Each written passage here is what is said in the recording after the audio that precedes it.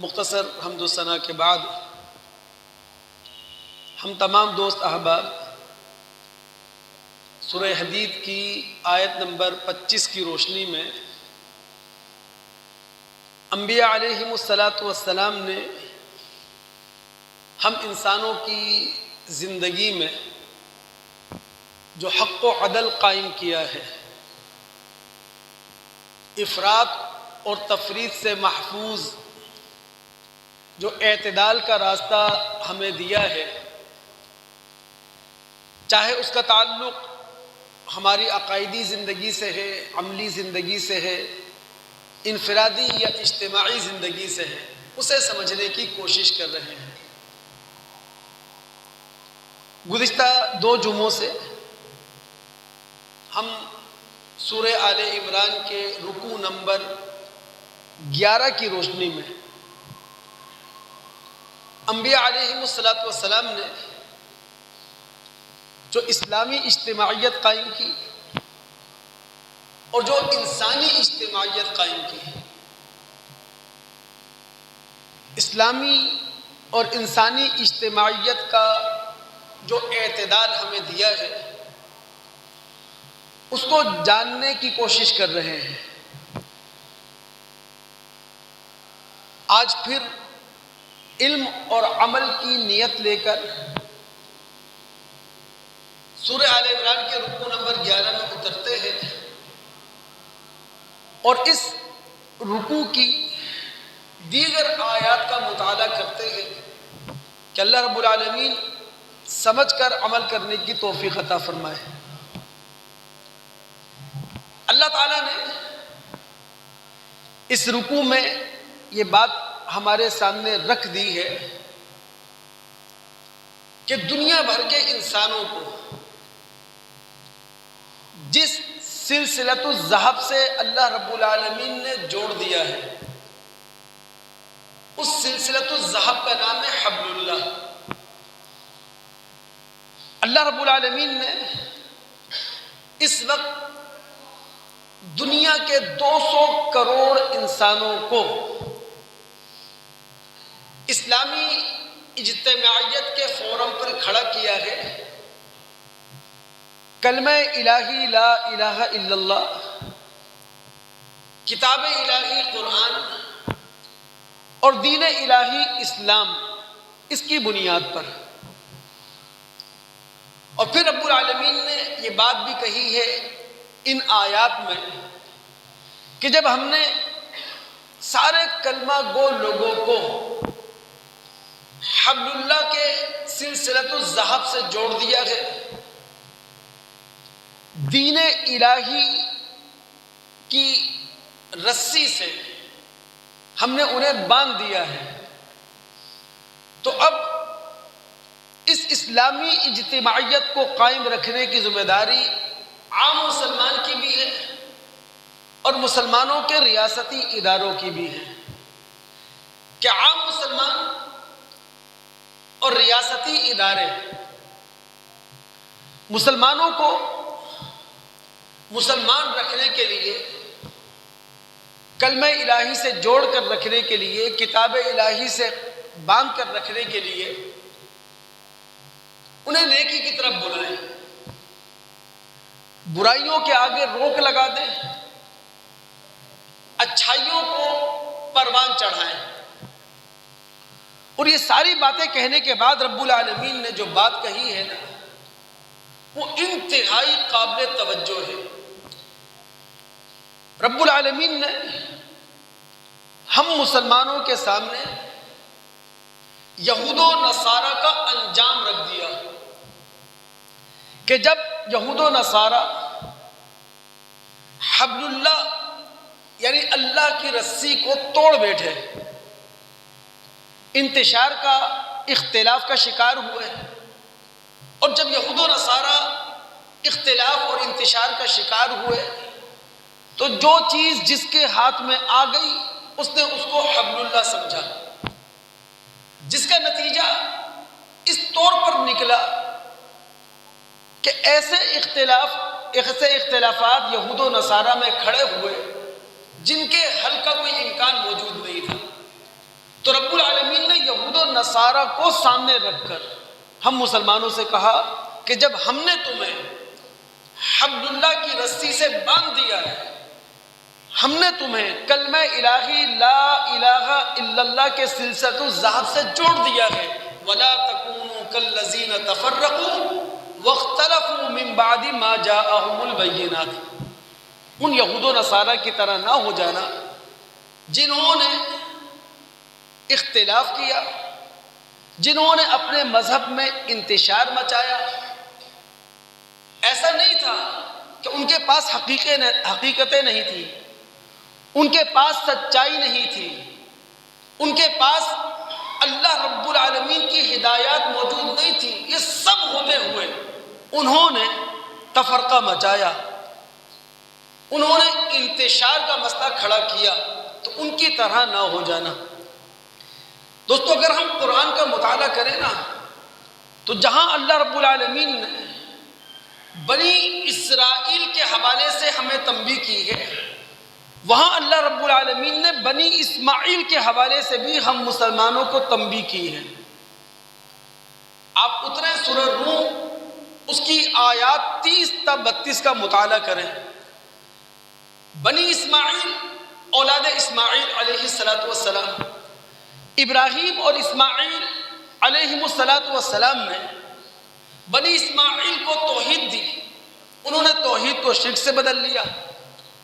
ابراہیم اور اسماعیل علیہ السلام نے بنی اسماعیل کو ایک خدا کا تعارف دیا، لیکن بنی اسماعیل نے کئی خدا کھڑے کر دیے، بلکہ ہر قبیلے نے اپنا خدا بنا لیا۔ اس پس منظر میں اللہ رب العالمین فرماتے ہیں فَأَقِمْ وَجْهَكَ لِلدِّينِ حَنِيفًا، اے محمد صلی اللہ علیہ وسلم اور ان کے پیروکاروں، اپنے آپ کو یکسو کر کے اس دین پر قائم کر لو جو دین ہم تمہیں دے رہے ہیں، فطرت اللہ التی فطر الناس علیہا، اور اللہ تعالیٰ کی اس فطرت پر کھڑے ہو جاؤ جس فطرت پر ہم نے تمہیں تخلیق کیا ہے۔ اللہ رب العالمین کی تخلیق کو بدل لینا یہ جائز نہیں ہے۔ منیبین الیہ، اللہ رب العالمین کی طرف متوجہ رہو، رب العالمین کا ڈر اپنے اندر پیدا کرو، نماز قائم کرو، وَلَا تَكُونُوا مِنَ الْمُشْرِكِينَ، اور اپنے آپ کو ان مشرکوں جیسا نہ بنا لو، مِنَ الَّذِينَ فَرَّقُوا دِينَهُمْ وَكَانُوا شِيَعًا، جنہوں نے اپنے دین کو تقسیم کر لیا، گروہوں میں بٹ گئے، اور پھر جس گروہ کے پاس جو تھا وہ اس میں مگن تھا، وہ اس میں خوش تھا۔ تو اللہ رب العالمین نے قرآن کے اندر بنی اسرائیل کا حوالہ دے کر، بنی اسماعیل کا حوالہ دے کر امت محمد صلی اللہ علیہ وسلم کو خبردار کر دیا ہے، تنبیہ کر دی ہے کہ تم گروہوں میں نہیں بٹ جانا۔ دوستو، اصل میں ہم سمجھ نہیں پا رہے ہیں کہ اجتماعیت کتنی بڑی طاقت ہے۔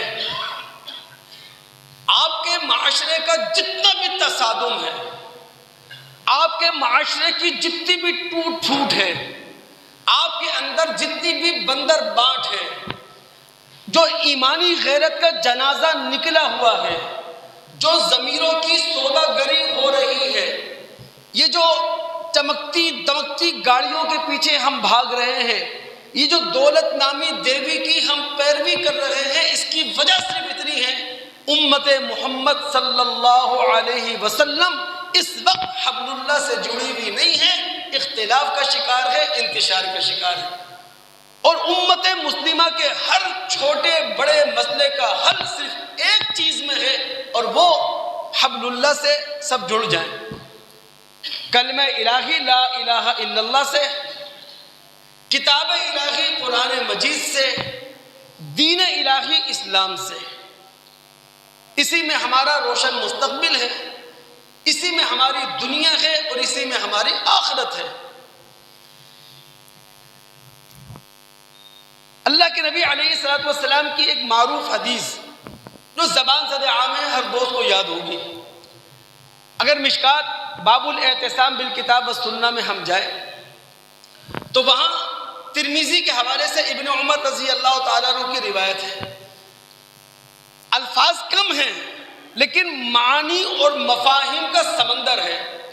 اللہ کے رسول نے فرمایا ید اللہ علی الجماعہ، اللہ کا ہاتھ ہے مسلم جماعت پر، اللہ کا ہاتھ ہے مسلم بھائی چارے پر، اللہ کا ہاتھ ہے مسلم برادری پر۔ یعنی یوں کہہ لینا چاہیے مسلم برادری کے ساتھ اللہ رب العالمین ہے، مسلم بھائی چارے کے ساتھ اللہ رب العالمین ہے۔ ومن شذ شذ فی النار، اور جو مسلم جماعت سے علیحدہ ہوا وہ جہنم میں بھی الگ کھڑا ہوا ہوگا۔ میں نے کبھی یہ بات آپ سے کہی تھی کہ دلیل کی بنیاد پر آپ کا مذہبی اختلاف ہو، دلیل کی بنیاد پر آپ کا سیاسی اختلاف ہو، مذہبی اور سیاسی اختلاف ہمیشہ جماعت کا حصہ رہ کر آپ کریں، لیکن جب ہم اختلاف کرتے ہیں جماعت سے ٹوٹ کر بکھر کر، تو یہ ہم اللہ اور اس کے رسول صلی اللہ علیہ وسلم کو آنکھیں دکھا رہے ہوتے ہیں۔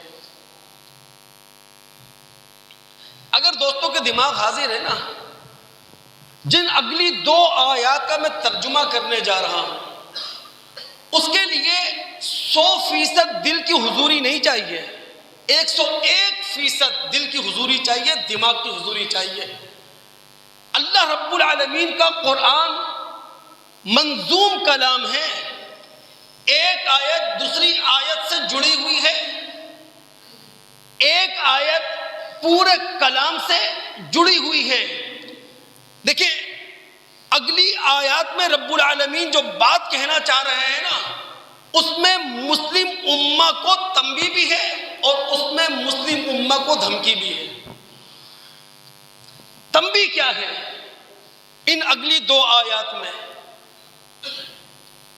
اعتصام باللہ سے محروم ہو کر جب مسلم امہ اختلاف اور انتشار کا شکار ہو جائے گی، یہ ایسا ہے ایمان کے بعد کفر میں چلا جانا، یہ تنبیہ ہے۔ اور دھمکی کیا ہے اللہ رب العالمین کی؟ بھائی اللہ رب العالمین نے اپنی توفیق سے کلمہ الہی کی بدولت، کتاب الہی کی بدولت، دین الہی کی بدولت تمہیں ایک کر دیا، اور تمہارے ایک ہونے میں ہی تمہاری سرفرازی اور سرخروئی ہے۔ اور اگر تم حبل اللہ کو توڑ کر بکھر جاؤ گے تو پھر کل قیامت کے دن تمہارے چہروں پر روشنائی نہیں ہوگی، روسیاہی ہوگی۔ یہ اللہ تعالیٰ کی دھمکی ہے۔ اب آیات کا ترجمہ سنیں آپ۔ یوم تبیض وجوہ وتسود وجوہ، کل قیامت کا دن ہوگا، کچھ چہرے سرخ رو ہوں گے، کچھ چہرے سیاہ ہوں گے۔ فَأَمَّا الَّذِينَ ابْيَضَّتْ وُجُوهُهُمْ، وہ چہرے جو سیاہ ہوں گے ان سے کہا جائے گا اَكَفَرْتُمْ، تم نے کفر کیا ایمان لے آنے کے بعد۔ اب کفر کیا ہے سیاق و سباق میں؟ امت مسلمہ کو توڑ دینا، حبل اللہ کو بکھیر دینا، انتشار پیدا کرنا، اختلاف پیدا کرنا۔ اکفرتم بعد ایمانکم، ایمان لے آنے کے بعد تم نے کفر کیا۔ اب وہ کفر کیا ہے؟ مسلم امہ کا اجتماعیت قائم نہ رکھنا۔ اس کے مقابلے میں وَأَمَّا الَّذِينَ ابْيَضَّتْ وُجُوهُهُمْ فَفِي رَحْمَةِ اللَّهِ، وہ چہرے جو سرخ رو ہوں گے، جو چمک رہے ہوں گے، دمک رہے ہوں گے، وہ اللہ کی رحمت میں ہوں گے۔ یہ کون سے چہرے ہیں؟ جنہوں نے مسلم اجتماعیت کو قائم رکھنے کی آخری درجے کی کوشش کی۔ تو اللہ رب العالمین نے 2 آیات میں دوستو تنبیہ بھی کی ہے، دھمکی بھی دی ہے۔ یہی وجہ ہے دوستو ہمارے نبی محمد الرسول اللہ صلی اللہ علیہ وسلم کی احادیث ہم مسلمانوں کو متنبہ کرتی ہے کہ خدا را اپنے درمیان اتحاد کو قائم رکھو، اپنے درمیان محبت کو قائم رکھو، اپنے درمیان ہم آہنگی کو قائم رکھو، اپنے درمیان بھائی چارے کو قائم رکھو۔ بخاری مسلم کی روایت میں اترے آپ، سیدنا ابو ہریرہ رضی اللہ تعالیٰ عنہ اس روایت کے راوی ہیں۔ نبی علیہ الصلوۃ والسلام کیا فرما رہے ہیں؟ حق المسلم علی المسلم خمس، ایک مسلمان کے دوسرے مسلمان پر 5 حق ہیں۔ اب غور کیجئے گا، نبی علیہ الصلوۃ والسلام جو حق بتا رہے ہیں، اگر وہ حق ہر مسلمان ادا کرے، اللہ کی قسم مسلم برادری انتشار کا شکار نہ ہو، اختلاف کا شکار نہ ہو، بٹ نہ جائے، تقسیم نہ ہو جائے، نفرتیں نہ ہوں، پیٹ نہ پھیری جائے، آنکھیں نہ دکھائی جائیں، زبان غلیظ نہ ہو، زبان سخت نہ ہو۔ اگر اللہ کے رسول صلی اللہ علیہ وسلم نے جو حقوق بتائے ہیں، ایک ایک حق کو سمجھ لیا جائے کہ ایک مسلمان کے دوسرے مسلمان پر 5 حق ہیں۔ رد السلام، ایک مسلمان دوسرے مسلمان کے سلام کا جواب دیتا ہے۔ وہ اجابت الدعوہ، ایک مسلمان دوسرے مسلمان کی دعوت کو قبول کرتا ہے۔ وہ عیادت المریض، ایک مسلمان دوسرے مسلمان کی بیمار پرسی کرتا ہے۔ ایک مسلمان بھائی بیمار ہے، پوچھنے چلے گئے۔ وہ اتباع الجنائز، ایک مسلمان دنیا سے رخصت ہوا، دوسرا مسلمان اس کے جنازے میں شرکت کے لیے جا رہا ہے۔ وتشمیت العاطس، ایک مسلمان کو چھینک آئی، اس نے یرحمک اللہ کا، سننے والا جواب، اس نے کہا الحمدللہ، سننے والا کہہ رہا یرحمک اللہ۔ تو دوستو، مسلم اجتماعیت، یاد رکھیے، مسلم اجتماعیت ہم نے قائم نہیں کی، مسلم اجتماعیت ہمارے رسول نے قائم نہیں کی، مسلم اجتماعیت قائم کر کے دی ہے شہنشاہ کائنات نے، خالق ارض و سما نے۔ اس نے کہا ہم نے اعتصام باللہ کی دولت سے تمہیں مالا مال کر کے تم سے یہ تقاضا کیا، اب آپس میں بھائی بن کے رہو، فاصبحتم بنعمتہ اخوانا، بھائی بھائی بن کے رہو۔ اب وہ بھائی بھائی بن کے کیسے رہا جا سکتا ہے؟ وہ رسول نے ہمیں سکھایا، وہ رسول نے ہمیں تعلیم دی۔ لیکن دوستو، ذہنوں میں سوال تو آئے گا نا کہ جب اللہ رب العالمین نے دنیا کے 200 کروڑ انسانوں کو مسلم اجتماعیت کے فورم پر کھڑا کر دیا، جمع کر دیا، یہ بٹ کیسے گئے؟ یہ تقسیم کیسے ہو گئے؟ جو بات میں کہنے جا رہا ہوں نا، کاش میں سمجھا جاؤں اور آپ بھی دل و دماغ کی حضوری کے ساتھ عمل کی نیت سے میری بات سن لیں۔ کسی بھی امت کے دور زوال میں امت 2 گروہوں میں تقسیم ہو جاتی ہے۔ ایک گروہ جو حق کو اللہ کی نسبت سے تلاش کرتا ہے، اور دوسرا گروہ جو حق اور سچ کو گروہ کی نسبت سے تلاش کرتا ہے۔ اب امت کا دور زوال ہے اور ایک گروہ صداقت کو تلاش کر رہا ہے، حقانیت کو تلاش کر رہا ہے، سچائی کو تلاش کر رہا ہے اللہ کی نسبت سے، خدا کی نسبت سے، کہ خدا کیا کہہ رہا ہے، اللہ کیا کہہ رہا ہے۔ اور دوسرا گروہی نسبت سے صداقت کو تلاش کر رہا ہے، حقانیت کو تلاش کر رہا ہے۔ وہ حقانیت اور صداقت کہاں تلاش کرے گا؟ گروہ کی کتابوں میں، گروہ کی عبارتوں میں، گروہ کے اقوال میں۔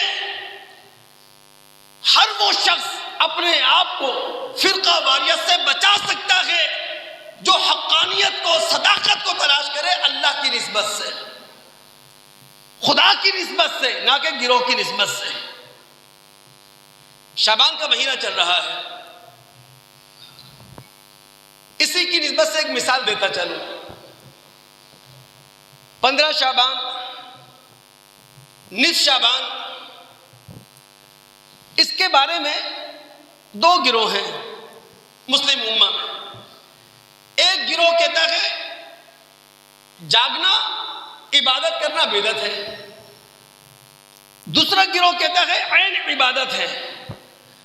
اب اختلاف موجود ہے، گروہ کی نسبت سے حقانیت کو تلاش کرے رزلٹ الگ ہے، خدا کی نسبت سے اگر سچائی کو معلوم کرے تو رزلٹ الگ ہے۔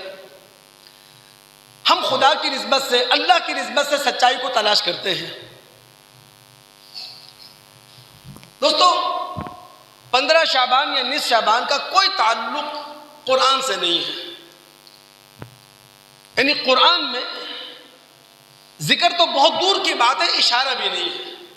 اور جن علماء نے 15 شعبان کے لیے یا نصف شعبان کے لیے سورہ دخان کی ابتدائی آیات پیش کی ہیں، انہوں نے ٹھوکر کھائی ہے، اور یہ قرآن کی بدترین معنوی تحریف ہے، چونکہ لیلت مبارکہ سے مراد لیلت القدر ہے جو رمضان میں ہوتی ہے۔ نصف شعبان یا 15 شعبان کا تعلق روایات سے ہے۔ جب ان روایات کا محدثانہ مطالعہ کیا جاتا ہے تو کوئی روایت بھی صحیح کے درجے کو نہیں پہنچی، اکثر روایات ضعیف ہیں، اور زمانے نے بہت ساری موضوع روایات کا خول چڑھا دیا ہے۔ ہم زیادہ سے زیادہ یہ بات کہہ سکتے ہیں، نصف شعبان یا 15 شعبان رات کو اگر کوئی انفرادی حیثیت میں جاگنا چاہے جاگ لے، انفرادی حیثیت میں کوئی روزہ رکھنا چاہے رکھ لے، لیکن اگر اس کو ایونٹ کی شکل دی جائے، اس کو اسلام کے جشن کی شکل دی جائے، اور باقاعدہ آپ کے اخبارات فیچر شائع کریں موضوع روایات پر، بغیر تحقیق کے آپ کے میڈیا چینلز وہ ٹرانسمیشن شروع کر دیں، تو ظاہر ہے پھر یہ گروہی نسبت سے آپ نے حقانیت کو تلاش کیا، خدائی نسبت سے حقانیت کو تلاش نہیں کیا۔ تو دور زوال کے اندر کوئی بھی امت دو گروہوں میں تقسیم ہو جاتی ہے۔ ایک گروہ وہ حقانیت کو تلاش کرے گا خدا کی نسبت سے، اور دوسرا گروہ وہ سچائی کو تلاش کرے گا گروہ کی نسبت سے۔ ہر وہ شخص اپنے آپ کو فرقہ واریت سے بچا سکتا ہے جو حقانیت کو، سچائی کو، صداقت کو تلاش کرے خدا کی نسبت سے، اللہ کی نسبت سے، نہ کہ گروہ کی نسبت سے۔ ہم بات کو آگے بڑھاتے ہیں دوست۔ میں نے آپ سے کہا کہ انبیاء علیہم السلام جس طرح اسلامی اجتماعیت کی بات کرتے ہیں، انسانی اجتماعیت کی بھی بات کرتے ہیں، جس طرح وہ اسلامی بھائی چارے کی بات کرتے ہیں، انسانی بھائی چارے کی بات کرتے ہیں، جس طرح وہ اسلامی برادری کی بات کرتے ہیں، انسانی برادری کی بھی بات کرتے ہیں۔ بڑے گہرے انداز میں بات کو سن لیں، اللہ تعالیٰ سمجھ بھی دے اور اللہ تعالیٰ ذمہ داریوں کا احساس بھی دے۔ جب ہمارے نبی محمد الرسول اللہ صلی اللہ علیہ وسلم نے اپنی نبوت کا، اپنی ختم نبوت کا دعویٰ کیا، اس کے بعد سے لے کر قیامت تک آنے والے سارے انسان امت محمد صلی اللہ علیہ وسلم ہیں، یعنی آپ کے دعوے نبوت سے لے کر قیامت تک آنے والے سارے انسان آپ کی امت ہیں۔ اب جو آپ کی دعوت قبول کر لیں وہ امت اجابت ہے، جو آپ کی دعوت قبول نہ کریں وہ امت دعوت ہے۔ یعنی نبی علیہ السلام کے بعد اب پوری امت محمد صلی اللہ علیہ وسلم مسلمانوں کی یہ ذمہ داری ہے ایک ایک غیر مسلم تک اسلام کی دعوت کو پہنچائیں، چونکہ وہ نبی علیہ السلام کی امت دعوت ہے۔ اللہ کے نبی علیہ السلام نے اپنے دعوے نبوت سے دنیا بھر کے سارے غیر مسلموں کو انسانی بھائی چارے سے جوڑ دیا۔ اللہ کے بندوں، قرآن کا موضوع کیا ہے؟ انسان، یعنی قرآن اول تا آخر انسانوں سے متعلق گفتگو کرتا ہے، بلکہ آسان لفظوں میں ہم یوں کہہ لیں، قرآن مارکہ آدم و ابلیس اس کی سرگزشت کا نام ہے، مارکہ آدم و ابلیس۔ اب دماغ آپ کے حاضر ہے تو ہم سورہ اعراف میں اترتے ہیں، اس کا رکوع نمبر 2، رکوع نمبر 3، رکوع نمبر 4 کا مطالعہ کریں۔ اللہ رب العالمین نے پہلے مارکہ آدم و ابلیس بتایا، اور پھر رب العالمین نے ہم انسانوں کو خبردار کر دیا، آدمیت ایک قلعے کا نام ہے، انسانیت ایک قلعے کا نام ہے۔ آدمیت اور انسانیت نامی قلعے کی کمزور ترین فصیل کا نام ہے جنسیات، یعنی ہم انسانوں کا جو جنسی پہلو ہے یہ سب سے کمزور فصیل ہے۔ ابلیس کو سب سے زیادہ اور آسان انداز میں حملہ کرنے کا موقع یہی سے ملتا ہے۔ اب رب العالمین انسانوں سے متعلق گفتگو کر رہے ہیں، ایک ایک آیت کی طرف توجہ دلاؤں گا۔ آیت نمبر 26 میں اللہ نے کہا یا بنی آدم قد انزلنا علیکم لباسا یواری سوآتکم وریشا، اے اولاد آدم چونکہ ابلیس تمہارے شرم و حیا پر حملہ کرتا ہے، ہم نے تمہیں لباس دے دیا ہے جو تمہارے جسم کے قابل اعتراض حصوں کو چھپائے گا اور تمہاری خوبصورتی کو دوبالا کر دے گا۔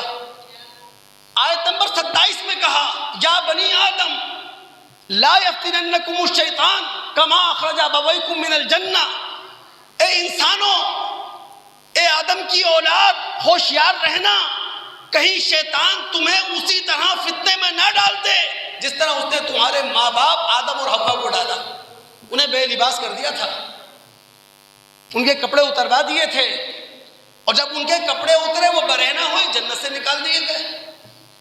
آیت نمبر 31 میں کہا یا بنی آدم خذوا زینتکم عند کل مسجد، الفاظ پہ غور کیجئے گا، یا ایھا الذین آمنوا نہیں ہے، اے اولاد آدم، اے آدم کی اولاد، اے انسانوں، غلط مذہبی درویشی تم سے کپڑے نہ اتروا دے۔ کبھی کبھی مذہب کا نام لے کر کپڑے اتروا دیے جاتے ہیں، انسان کو برہنہ کر دیا جاتا ہے، نیم برہنہ کر دیا جاتا ہے۔ اے اولاد آدم، مذہب کے نام پر بھی برہنہ نہیں ہونا۔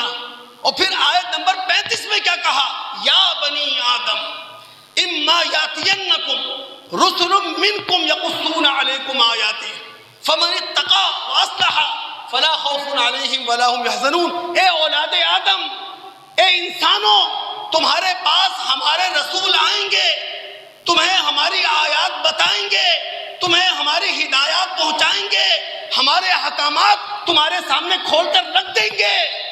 اب جس نے بھی تقوی کی روش اختیار کی، اپنے عمل کی اصلاح کر لی، کل قیامت کا دن ہوگا، اس کے لیے نہ ماضی کا پچھتاوا ہوگا نہ مستقبل کے اندیشے ہوں گے۔ ساری گفتگو کس کے بارے میں ہے؟ انسان کے بارے میں، اولاد آدم کے بارے میں۔ تو محمد الرسول صلی اللہ علیہ وسلم نے جب نبوت کا دعویٰ کیا، اللہ کے رسول کے نبوت کے دعوے سے لے کر قیامت تک آنے والے سارے انسان آپ کی امت ہیں۔ جو آپ کی دعوت قبول کر لیں امت اجابت، جو قبول نہ کریں امت دعوت۔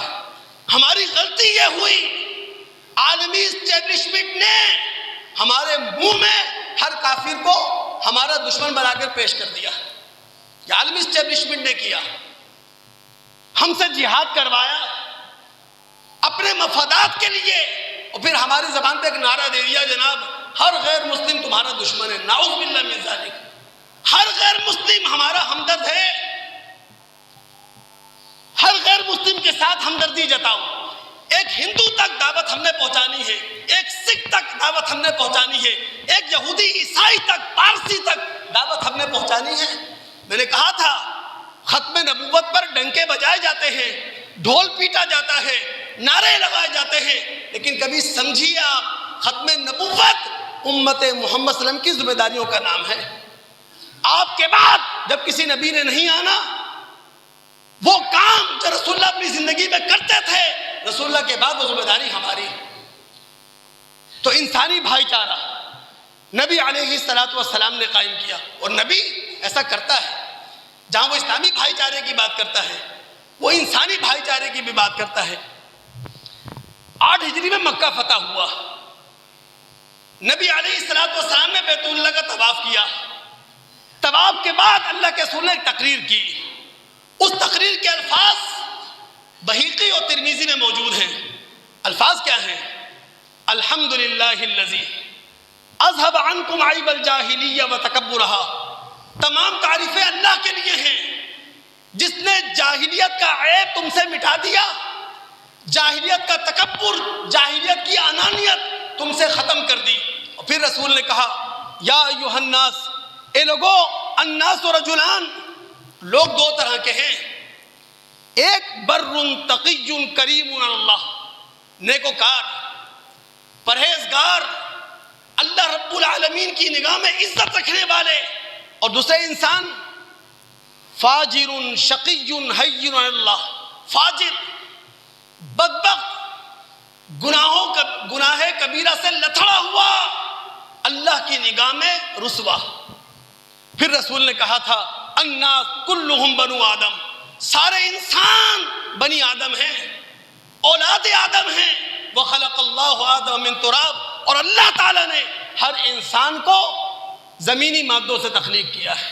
تو انبیاء علیہم السلام دوستو جس طرح اسلامی بھائی چارہ قائم کرتے ہیں، انسانی بھائی چارہ بھی قائم کرتے ہیں، لیکن ہمیں غلط پٹی پڑھا دی گئی ہے۔ یہی وجہ ہے، یاد رکھیں اسلام آج بھی سب سے زیادہ دلوں پر اثر کرنے والا مذہب ہے۔ پوری دنیا کے اندر سب سے زیادہ تیزی کے ساتھ جو مذہب پھیل رہا ہے وہ اسلام ہے۔ وہ اس لیے نہیں کہ ہمارے اخلاق ایسے ہیں، وہ اس لیے نہیں ہمارے کردار ایسے ہیں، وہ اس لیے نہیں ہماری زبانیں بڑی میٹھی ہیں، وہ اس لیے نہیں کہ ہمارے دل سمندر ہیں، وہ اس لیے وہ خدا کا مذہب ہے، وہ خدا کا قرآن ہے، وہ خدا کا کلام ہے، وہ اپنی تاثیر رکھتا ہے، وہ اپنی طاقت رکھتا ہے۔ تو نبی علیہ السلام نے قیامت تک آنے والے انسانوں کو انسانی برادری کہا ہے، اور ہمیں اس انسانی برادری کو قدر دینا چاہیے۔ اب اگر دوستوں کے دل دماغ حاضر ہے نا، آخری بات کہنے لگا ہوں میں آج کے خطبے کے حوالے سے۔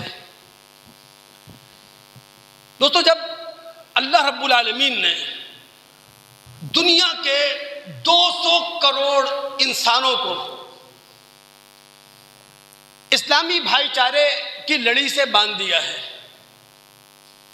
اسلامی برادری کے سلسلۃ الذہب سے جوڑ دیا ہے، تو اب ہمیں قدر کرنا چاہیے اللہ کے فیصلے کی۔ ہم سب حبل اللہ سے جڑے ہوئے ہیں، ہم سب کلام الہی سے ایک ہوئے ہیں، ہم سب کلمہ الہی لا الہ الا اللہ سے ایک ہوئے ہیں، ہم سب دین الہی اسلام کی وجہ سے ایک ہوئے ہیں۔ ہمیں قدر کرنا چاہیے۔ ہم اترتے ہیں اسلامی برادری، اسلامی بھائی چارہ، اس کے تقاضے کیا ہیں؟ سورہ حجرات 49واں سورہ ہے، مدنی سورت ہے، یہ معاشرتی اور سماجی سورت ہے۔ اس سورت میں بار بار ایک کلمہ آئے گا، یا ایھا الذین آمنوا، اے وہ لوگوں جو ایمان لائے۔ اب غور کریں آپ، یہ کلمہ جاری کس سے ہو رہا ہے؟ خدا سے۔ یہ کلمہ پھوٹ کس سے رہا ہے؟ خدا سے۔ اور کس کے لیے جاری ہو رہا ہے؟ ہمارے لیے۔ اللہ کی قسم اس کلمے کی گہرائی میں اتریں، خدا تعالیٰ اس کلمے کے ذریعے اپنی محبت کا اظہار کر رہے ہیں ہم سے، اپنی اپنانیت کا اظہار کر رہے ہیں ہم سے۔ اس کلمے کے اندر کتنا گداز ہے۔ یا ایھا الذین آمنوا، اے وہ لوگوں جو ایمان لے کر آئے ہو۔ اب اسلامی برادری جب ہم بن گئے، تقاضے کیا ہیں؟ پہلا تقاضا، لا تقدموا بین یدی اللہ ورسولہ، اللہ اور اس کے رسول سے آگے نہ بڑھ جاؤ۔ ظاہر ہے اسلامی برادری اللہ اور رسول کے نام پر بنی ہے، تو اللہ اور رسول کے پیچھے چلنا ہے، نہ کہ اللہ رسول سے آگے۔ اللہ اور اس کے رسول کا پیروکار اپنے آپ کو بنانا ہے، اللہ اور اس کے رسول کا مطیع فرما بردار اپنے آپ کو بنانا ہے۔ اے وہ لوگوں جو ایمان لائے ہو، اللہ اور اس کے رسول کے پیچھے رکھو اپنے آپ کو۔ دوسری آیت میں کیا کہا؟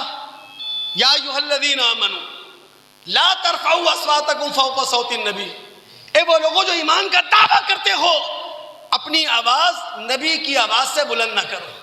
اللہ کے بندو، نبی کی نبوت کا ادب یہ ہے، نبی سے اس کا قول لیا جاتا ہے، نبی سے اس کا فعل لیا جاتا ہے، نبی سے اس کا حکم لیا جاتا ہے، نبی سے اس کی ہدایت اور رہنمائی لی جاتی ہے۔ نبی کو پوچھے بغیر، جانے بغیر مشورہ نہیں دیا جاتا۔ اور پھر آیت نمبر 6 میں کیا کہا؟ یا ایھا الذین آمنوا ان جاءکم فاسق بنبأ فتبینوا، اے وہ لوگوں جو ایمان کا دعویٰ کرتے ہو، اللہ نے تمہیں ایمان کی بدولت ایک کر دیا ہے، تو کیا کرو؟ کوئی فاسق تمہارے درمیان آ جائے، کوئی فاجر تمہارے درمیان آ جائے، کوئی گناہوں سے لتھڑا ہوا کوئی شخص تمہارے سامنے آ جائے، اپنے مفادات کا کھیل کھیلنے والا تمہارے درمیان آ جائے، اس کی تقریر سے متاثر نہیں ہو جانا، اس کے نعروں سے متاثر نہ ہو جانا، اس کے فلسفوں سے متاثر نہ ہو جانا، تحقیق کرنا، تفتیش کرنا۔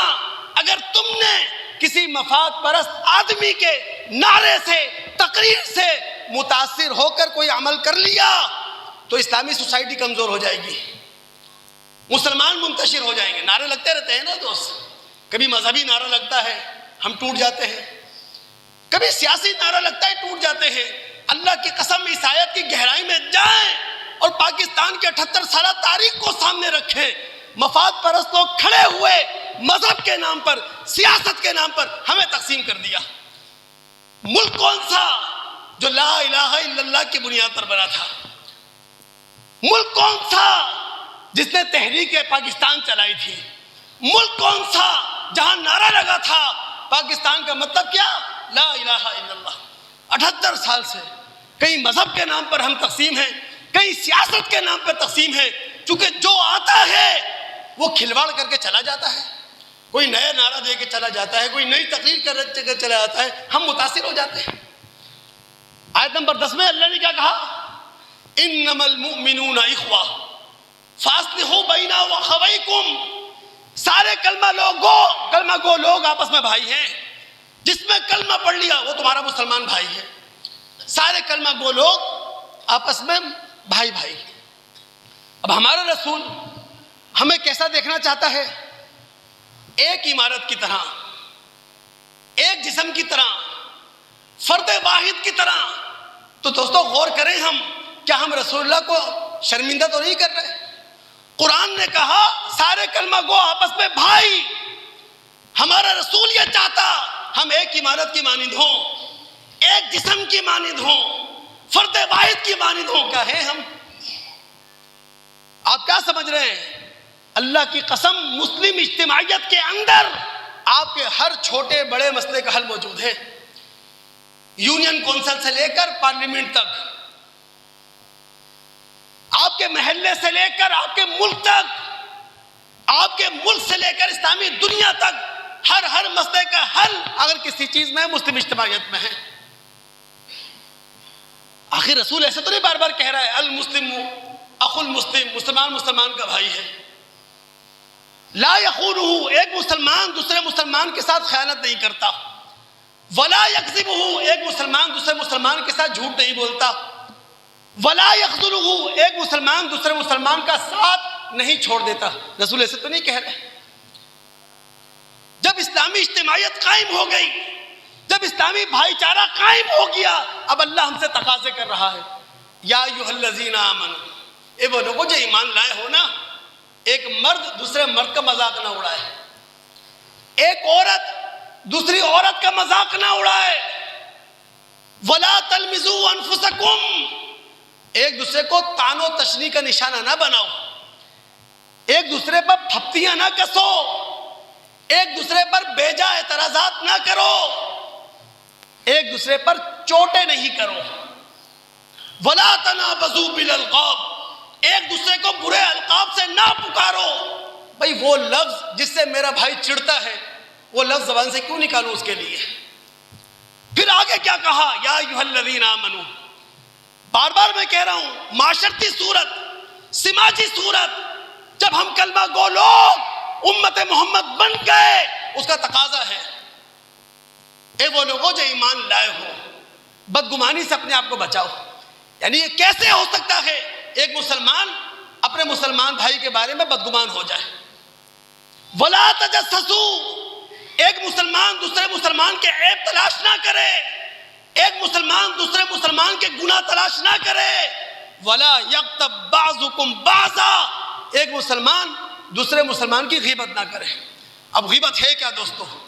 جب رسول نے کہا غیبت اپنے بھائی کی برائی پیٹ پیچھے کرنا، صحابی نے کہا رسول اگر وہ برائی میرے بھائی میں موجود ہو، آپ نے کہا یہی تو غیبت ہے، یعنی میرے بھائی کے اندر، ایک مسلمان کے اندر برائی موجود ہے، لیکن پیٹھ پیچھے اس کی برائی بھی بیان نہیں کر سکتے. یہ ہے اسلامی معاشرہ، یہ ہے انسانیت جس کا سبق اللہ اور اس کا رسول دیتا ہے. اللہ تعالیٰ سے دعا کی جا سکتی ہے اللہ رب العالمین سننے کے بعد سمجھنے کے بعد عمل کرنے کی توفیق عطا فرمائے. دوستو بس آخری بات کہوں، اس کو آج کے جمعے کا اور آج کی نشست کا ایک ایسا سبق سمجھیں کہ انشاءاللہ عمل کریں گے انشاءاللہ. ہم نسلی مسلمان ہیں معذرت کے ساتھ، ہم وراثتی مسلمان ہیں، ہم شعوری مسلمان تھوڑی ہیں. اللہ کے بندو، ہم نے کب لا الہ الا اللہ سمجھا ہے؟ ہم نے کب محمد الرسول اللہ کو سمجھا ہے؟ ہم نے کب اللہ کی کتاب قرآن کھول کر خود مطالعہ کرنے کی کوشش کی ہے؟ ہم تو نسلی مسلمان ہیں، پیدائشی مسلمان ہیں، وراثتی مسلمان ہیں. جس طرح جائیداد باپ کے بعد اولاد کو ملتی ہے، بالکل اسی طرح مذہب اسلام بھی باپ کے بعد دادا کے بعد اولاد کو مل گیا. ہم نسلی مسلمان ہیں، اس لیے ہم باشعور مسلمان نہیں ہیں، بافکر مسلمان نہیں ہیں. ہم جی رہے ہیں خوابوں میں، مسلمان ہیں جنت میں چلے جائیں گے، عبداللہ نام ہے جنت میں چلے جائیں گے. یاد رکھیں، صرف نام کا مسلمان ہونا جنت میں لے کے نہیں جائے گا، صرف نام کا عبداللہ ہونا جنت میں لے کے نہیں جائے گا. جنت میں جو چیز لے کر جائے گی وہ ایمان اور عمل صالح ہے. ایمان باللہ جو مطلوب ایمان ہے، ایمان بالیوم الاخر جو مقصود ہے، اور پھر عمل صالح یعنی ایمان باللہ کے مطابق عمل کرو، ایمان بالیوم الاخر کے مطابق عمل کرو. دوستو ہمارے دل سخت ہو چکے ہیں، ہمارے دل زنگ آلود ہو چکے ہیں. ظاہر ہے صنعتی انقلاب کی صدی ہے، یہ صنعتی انقلاب کی رونقیں ہیں، صنعتی انقلاب کی چمک دمک ہے. ہر بندہ بھاگ رہا ہے اس کے پاس بنگلہ ہو، ہر بندہ بھاگ رہا ہے اس کے پاس گاڑی ہو، ہر بندہ بھاگ رہا ہے کہ جناب عالی شان زندگی ہو. بھاگ رہا ہے نا ہر بندہ. رشتے ناطے کمزور ہو گئے، ایمانی غیرت سو گئی، ضمیروں کا سودا ہو گیا. بازار میں سودا ہوتا ہے، یہ سارے سیاستدان 78 سال سے بک رہے ہیں. پتہ ہی نہیں چلا کہ آج تک کون سی پارٹی ہے جو ویژنری پارٹی ہے، آج تک ویژن پہ کھڑی ہے. ہم دیکھتے ہیں کہ 2013 کے انتخاب میں سیاستدان کہیں ہیں اور 2018 کے انتخاب میں وہ کہیں ہو جاتا ہے. ضمیروں کا سودا ہو رہا ہے، دل سخت ہیں. اگر دلوں کی سختی ختم کرنا چاہتے ہیں، دلوں کا زنگ اتارنا چاہتے ہیں، کثرت و ذکر الموت، اپنی موت کو یاد رکھیں.